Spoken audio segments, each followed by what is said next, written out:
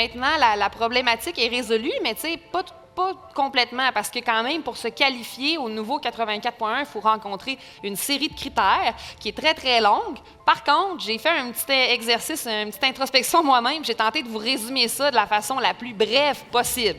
Donc là, tout ce que je vais écrire là, sur mon papier, là, si vous avez ça là, pas loin, là, sur votre bureau, puis vous êtes en discussion avec un client, à mon avis, l'essentiel de ce que vous devez savoir va se retrouver sur le petit papier ici.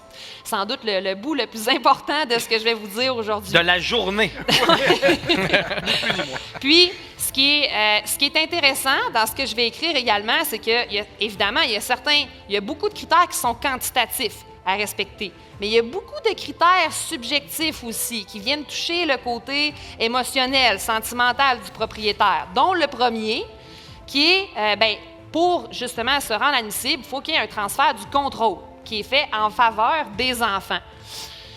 Et il y a deux situations possibles, soit qu'on transfère de manière immédiate ou de manière progressive. Puis là, selon qu'on décide de se classer d'un côté ou de l'autre, les critères vont varier. Dans le cas d'un transfert immédiat, il faut transférer le contrôle de fait plus de droits immédiatement au moment de la transaction. Dans le cas d'un transfert progressif, c'est juste le contrôle de droits.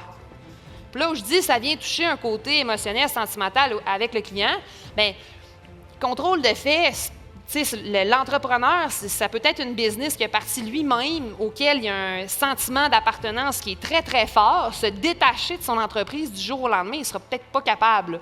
Surtout qu'il faut que son enfant soit capable de le payer. Fait qu'il va peut-être vouloir rester impliqué dans l'entreprise s'il se retrouve à financer une partie du prix de vente. Donc, transférer le contrôle de fait de manière immédiate, il y a quand même de l'enseignement à faire aux clients, là, une couple d'années avant de vendre l'entreprise sur c'est quoi un vrai transfert de fait. Tu n'es plus gestionnaire, tu n'es plus directeur, tu n'es plus impliqué dans les décisions du tout. Donc, il y a beaucoup d'enseignement, de préparation à faire avec le client, puis vous êtes dans un rôle privilégié pour pouvoir faire cette préparation-là. Ça, c'est le premier critère, le transfert de contrôle de fait ou de droit. Deuxième critère, la règle du 50 % ou plus, c'est qu'immédiatement après la vente, il faut avoir transféré un minimum de 50 % de nos actions. C'est-à-dire, après la transaction, on ne peut plus détenir soit 50 % ou plus des actions en circulation de l'entreprise. Fait qu'il faut être prêt. On peut demeurer impliqué, donc vendre une partie, puis conserver, exemple, un 25 % pour continuer à suivre nos enfants par la suite. Par contre, on peut pas, le pourcentage qu'on peut continuer de détenir ne peut pas excéder, ça ne peut pas être soit 50 % ou plus.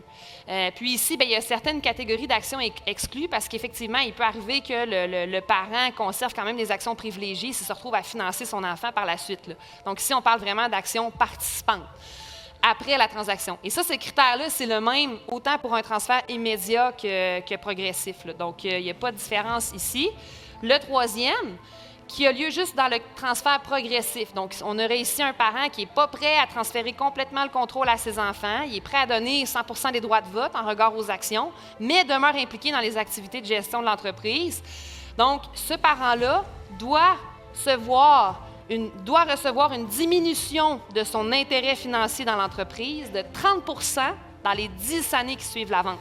Donc, si, par exemple, moi, j'ai vendu l'entreprise 2 millions, puis que je convertis en actions privilégiées, il faut que sur mon 2 millions d'actions privilégiées qui n'a pas été racheté immédiatement après la vente de l'entreprise, il faut qu'il y ait un rachat de ce 2 millions-là de 30 % dans les 10 années qui suivent la transaction. Dans les 36 mois qui suivent la transaction, là, il ne peut plus du tout avoir d'actions participantes. Donc, il pouvait se garder là, une petite poignée là, avant de transiger, mais dans les 36 mois qui suivent, il doit vraiment se départir de l'ensemble des actions qu'il détient, excepté les actions privilégiées. Mais ça, c'est des actions qui ne participent plus, qui ne donnent pas droit de vote, là. Donc, c'est différent. C'est ce qu'on appelle les actions exclues dans la façon dont le projet de loi est rédigé.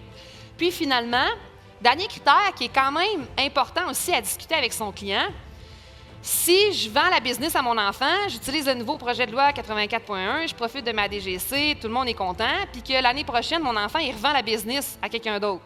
Bien là, ça ne marche pas. Je ne suis pas admissible, je ne rencontre pas les critères parce que il y a une implication minimum requise de l'enfant à qui je vends. Donc, suite à la vente, il faut que l'enfant demeure impliqué 36 mois après la transaction dans le cadre d'un transfert immédiat, puis c'est 60 mois dans le cadre d'un transfert progressif. Donc, ça fait aussi partie des discussions que le parent doit avoir avec son enfant. Il doit savoir, bien, c'est-tu vraiment quelque chose dans lequel tu vas vouloir t'impliquer sur le moyen-long terme ou c'est une petite implication, puis à court terme, tu as l'intention de revendre. Si c'est le cas, ça peut orienter la stratégie de vente de manière différente.